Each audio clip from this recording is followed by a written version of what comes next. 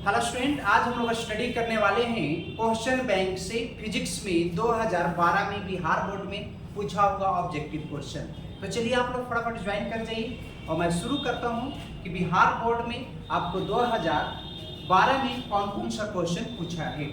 तो चलिए हम लोग उसका सोल्यूशन स्टडी करेंगे। क्योंकि आपको पहला मेरा टारगेट है कि क्वेश्चन बैंक में जितना भी क्वेश्चन जो है ऑब्जेक्टिव आपको ईयर बाय ईयर मैं उसको सोल्यूशन करवा दूं। उसके बाद जो है मैं सब्जेक्टिव करवा दूंगा, ठीक है, जो आपको board of point of view से इंपॉर्टेंट भी है।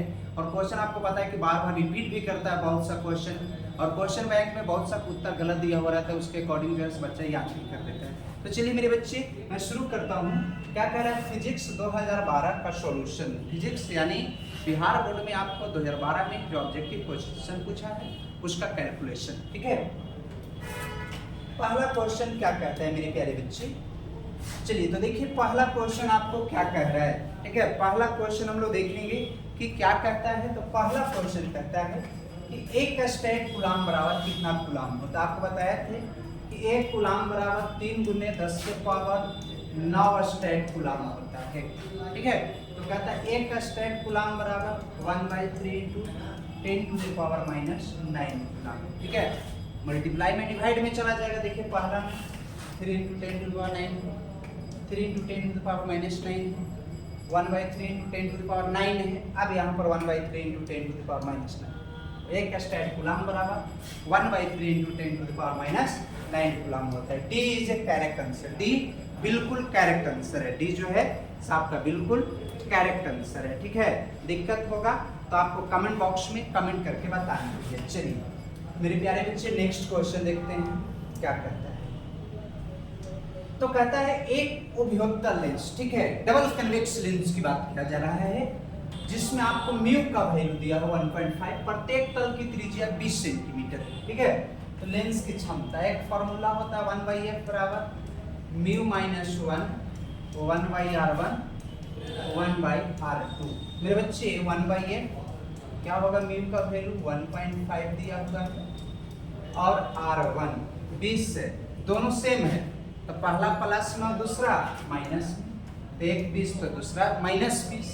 क्या होगा 1/f बराबर 0.5, 2 कितना 20, ठीक है। एलसीएम 10 हो जाएगा। ऊपर 10 दूनी की 20, 5 दूनी 10 और नीचे 20 दहा के 200। एक का वैल्यू हो जाएगा 20 सेंटीमीटर। हम लोग जानते हैं पावर P बराबर 100/f होता है। मेरे बच्चे 100 को जब 20 से डिवाइड कीजिएगा 5 डायोप्टर, देख लीजिए कि लेंस की क्षमता जो होगी से कितना होगी मेरे बच्चे, 5 डायोप्टर होगी। क्या होगी, 5 डायोप्टर होगी, ठीक है। ए इज ए बिल्कुल करेक्ट आंसर है। पहले यहाँ पर ध्यान दीजिएगा। सबसे पहले क्या कहता है क्वेश्चन, एक बार समझ लो। ए और बी बिंदु के बीच समतुल्य धारिता, ए और बी के बीच निकालना। पहले इसको कैलकुलेशन कर लेते हैं। ये दोनों कौन सा क्रम में है मेरे बच्चे, तो ये दोनों जो है 1/4, ठीक है, और 1/4 ये आपको सीरीज में है। तो क्या हो जाएगा मेरे बच्चे 2/4, ठीक है। CS का वैल्यू 2 हो जाएगा, ठीक है। CS का वैल्यू इसको कैलकुलेशन करोगे तो कितना हो जाएगा 2। यहाँ भी 2 है तो क्या होगा CP बराबर 2, एक और 2 है तो 2 दूनी की कितना होगा 4, ठीक है। 4 माइक्रोफैराड हो गया। कितना हो गया, तो 4 माइक्रोफैराड। अब मेरे बच्चे यहाँ पर ध्यान दीजिए, अगर इसको ऐसे बनाओगे, ठीक है, तो आपका 1 2 3, एक आपका ए नाम है और एक का क्या नाम है बी। 4 4 4 सीरीज में है ना, 4 4 4 1/4 ना। तो CS बराबर कितना होगा 3/4। पलट दीजिए बाबू, CS का वैल्यू 4/3। तो देख लो 4/3 बीज पहले दोनों सीरीज में जोड़ दिए, 2 आया, एक और 2 है, दोनों पैरेलल में, तो 2 2 4 आया, और ये पहले से 4 है 2 को और एक और, तो 3 4, और तीनों कौन क्रम में है, तो सीरीज में है। सीरीज के लिए फार्मूला 1/C1 करके है, तो आपको CS का वैल्यू 4/, क्या निकल गया 3 निकल गया। B is a correct answer. B बिल्कुल करेक्ट आंसर है। चलते हैं हम लोग नेक्स्ट क्वेश्चन की ओर कि नेक्स्ट क्वेश्चन क्या कहते हैं। क्वेश्चन नंबर 4 कहता है यहाँ पर ध्यान दीजिएगा थोरियम 9230, ठीक है। यहाँ पर कहता है आप देखे होंगे जेड, ठीक है, और नीचे आपका यहाँ पर ध्यान दीजिए जेड लिख सकते हो, एक्स लिख सकते हो, ए। तो ए का वैल्यू आपको द्रव्यमान संख्या 230, ठीक है, और न्यूट्रॉन की संख्या कितना है 90। क्या हो जाएगा बाबू बोलो? कहता है यहाँ पर सॉरी, ठीक है, एटॉमिक परमाणु की संख्या हो गया 90 ना बाबू। तो क्या होगा n बराबर a माइनस जेड, ऊपर वाला में से नीचे घटा दो, 230 में से घटाएंगे 90 तो क्या होगा 140 हो जाएगा, ठीक है। आपको पता होना चाहिए कि न्यूट्रॉन की संख्या द्रव्यमान संख्या में से परमाणु संख्या या प्रोटॉन की संख्या को घटा दीजिएगा, वो क्या निकल जाएगा मेरे बच्चे? न्यूट्रॉन की संख्या। ऊपर में से नीचे को घटा देना है, ठीक है। चलिए आपका हो गया क्वेश्चन नंबर 4।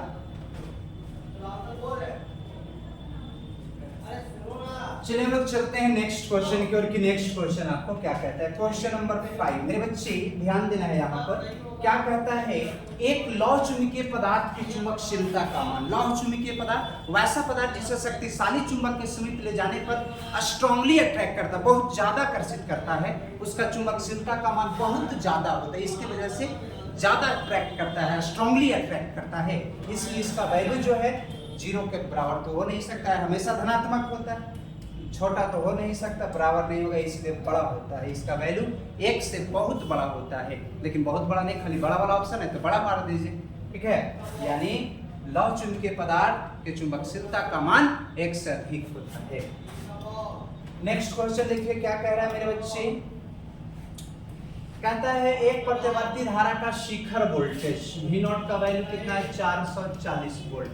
आभासी कह रहा है VRMS, ठीक है, शॉर्ट में आपको वर्ग माध्यमूल ना कह के देखिए आभासी कह दिया। V0 कितना होता है? √2। 440 को √2 से भागा दे दीजिए, कैंसिल होगा, √2 ऊपर में और √2 कहाँ? नीचे। क्या होगा? 440 √2/2, 220 दूनी की 40, ठीक है, ये आपका आंसर हो जाएगा, ठीक है। अब यहाँ पर ध्यान देने वाली बात है, देख लीजिए कौन ऑप्शन है। तो C is a correct answer, C जो है से बिल्कुल करेक्ट आंसर, ठीक है। अब यहाँ पर ध्यान देने वाली बात है, C जो है साहब तो बिल्कुल करेक्ट आंसर है। 220√2 वोल्ट, 220√2 वोल्ट, ठीक है।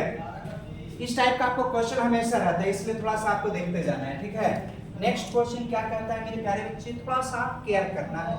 यहाँ पर ध्यान दीजिएगा, सबसे पहले कहता है एक आवर्धक ग्लास जिसकी क्षमता, कोई आवर्धक ग्लास है बड़ा, ठीक है। अब कह रहा है उसके आवर्धन क्षमता, मैग्नीफाइंग पावर क्या होता है? M बराबर पता है कि 1 + d/f होता है। M बराबर 1 + d/f होता है, सूत्र हो गया आवर्धन क्षमता के लिए। आपको मैं बता दूं सरल सूक्ष्मदर्शी की आवर्धन क्षमता यही होता है, ठीक है। 1 तो 1 d, स्पष्ट दृष्टि की न्यूनतम दूरी 25 सेंटीमीटर, स्पष्ट दृष्टि की न्यूनतम दूरी जो होता है 25 सेंटीमीटर होता है, और f बराबर होता है 100/p। ये बच्चे 1 तो 1, 25 तो 25, 100 और नीचे क्या है 12, काट दो क्या हो जाएगा? 1 + 25 = 100, 4 × 3 = 12, 1 + 3 ऊपर चल जाएगा, 3 और 1 कितना 4। दिया हुआ है पावर, ठीक है, तो f का वैल्यू क्या होता है? 100/p होता है, ठीक है। और वैल्यू रख दी है, ये आपका आंसर हो गया 4 सॉरी 4। आवर्धक क्षमता का कोई यूनिट नहीं होता है, ठीक है। 4 बिल्कुल करेक्ट आंसर, ए बिल्कुल करेक्ट आंसर। कहता है मेरे प्यारे बच्चे नेक्स्ट क्वेश्चन, 10 एम्पियर की धारा, 10 एम्पियर की धारा कह रहा है। धारा कह रहा है कितना? 10 एम्पियर। समय कह रहा है कि 10 सेकंड तक प्रवाहित हो रहा है, ठीक है। विभवांतर कह रहा है कितना? 15, ठीक है, वोल्ट। मेरे बच्चे ध्यान देना, कार्य W बराबर I² होता है, ठीक है। W तो W मेरे बच्चे I, तो I का वैल्यू कितना? 10 है, तो 10 दहा के 100, R तो V बराबर IR, तो R बराबर V/I, ठीक है। यानी T का वैल्यू 10।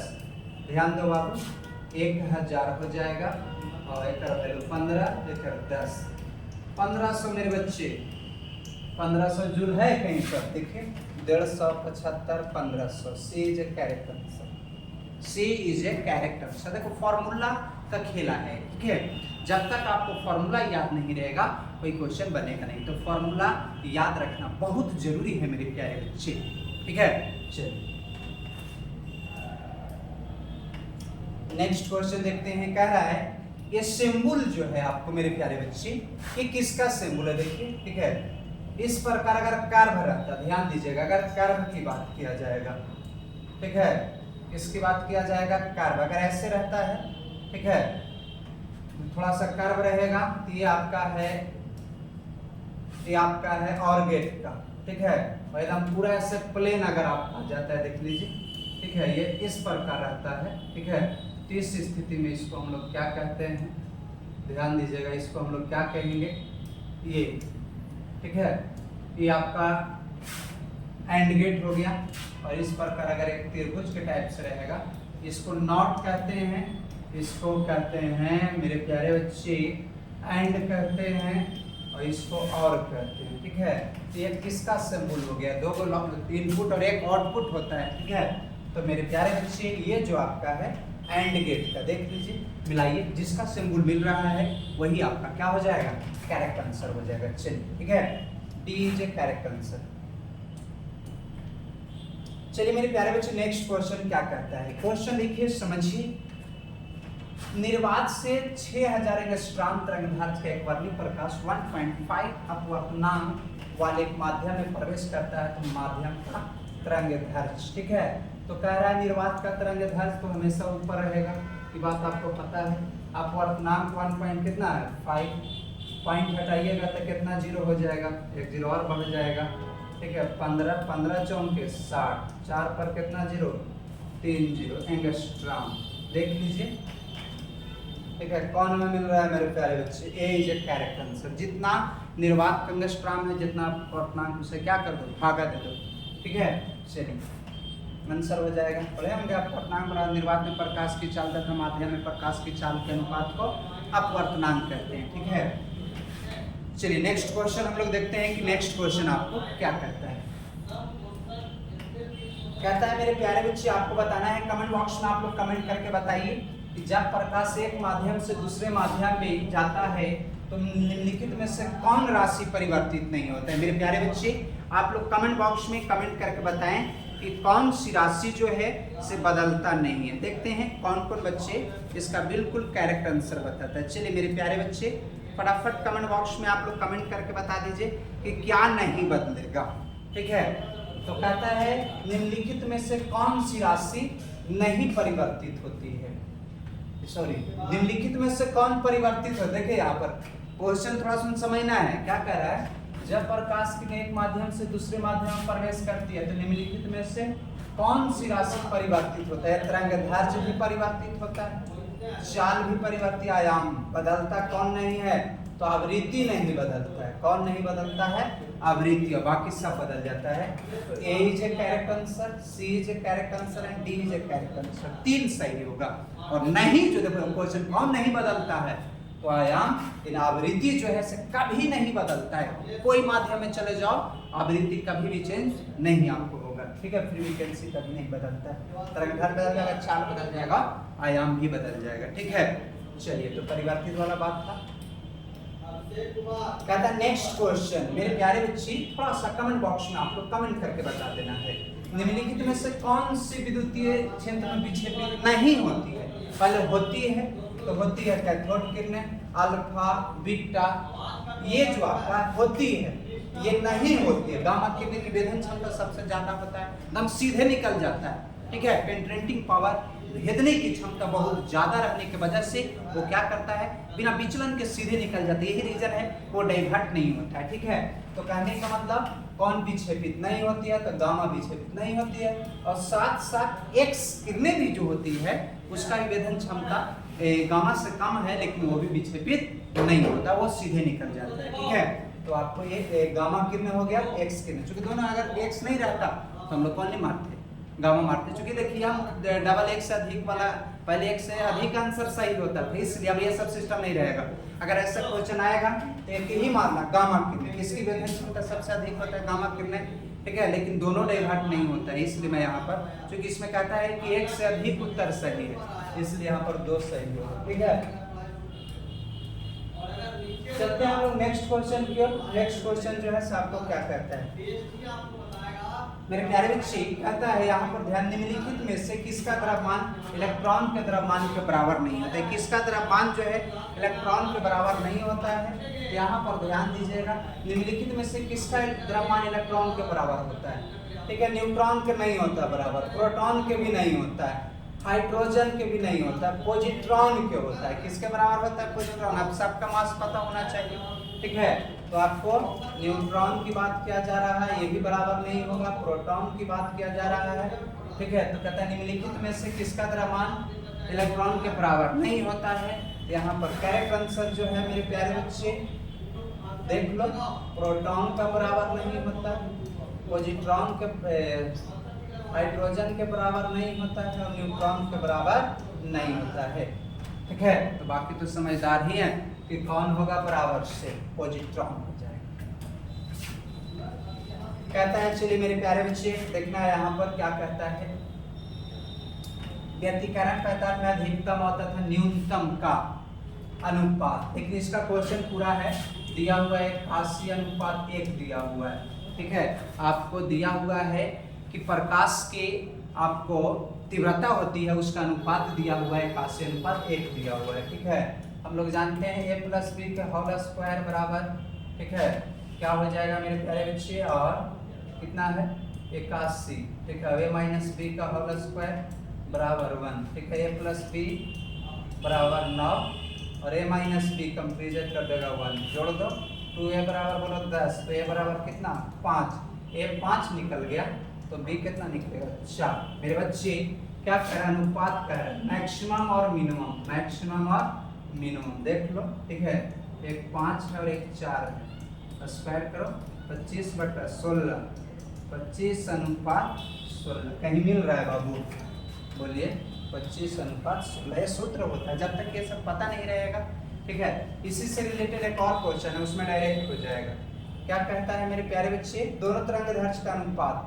अभी जस्ट मैंने बताया a + b का होल स्क्वायर, a - b का होल स्क्वायर 81/1, तो क्या होगा a + b a - b square से रूट होगा 9 का वर्गमूल 1, 9 कितना होगा बोलिए 1, 9:1 कितने है 9:1। ए इज ए करेक्ट आंसर, ए बिल्कुल करेक्ट आंसर। ठीक है, ए जो है बिल्कुल करेक्ट आंसर। ठीक है, अब इसमें क्या कहता है, क्वेश्चन नंबर देखिए 16 में आपको क्या कहता है मेरे बच्चे, यहाँ पर ध्यान देना है। कह रहा है कि जैसे मैंने बताया कि प्रकाश की तीव्रता जो होती है, ठीक है, प्रकाश की तीव्रता में आपको मैक्सिमम इंटेंसिटी ऑफ लाइट कह रहा है। ठीक है, कहता है कि प्रकाश की तीव्रता जो होती है अधिकतम की बात किया जा रहा है, उसमें न्यूनतम तीव्रता होती है और अधिकतम होता है, मैक्सिमम इंटेंसिटी ऑफ लाइट होता है, एक मिनिमम इंटेंसिटी ऑफ लाइट होता है। ठीक है, तो यहाँ पर ध्यान दीजिएगा, जब भी आपको मैक्सिमम की बात किया जाएगा, ठीक है, कि मैक्सिमम इंटेंसिटी ऑफ लाइट क्या होता है, ठीक है, प्रकाश की तीव्रता जो होती है अधिकतम क्या होती है cos phi में, तो कहता है अधिकतम। यहाँ पर ध्यान दीजिएगा, ऐसे भी कहते हो कि cos थीटा में आपका अधिकतम मान 1 होता है और न्यूनतम क्या होता है -1, तो cos phi का अधिकतम मान कितना हो जाएगा 1, और यही कहता है कि न्यूनतम मान कितना होगा तो -1। ठीक है, तो ये था आपको 2012 में बिहार बोर्ड में फिजिक्स में पूछा हुआ ऑब्जेक्टिव क्वेश्चन।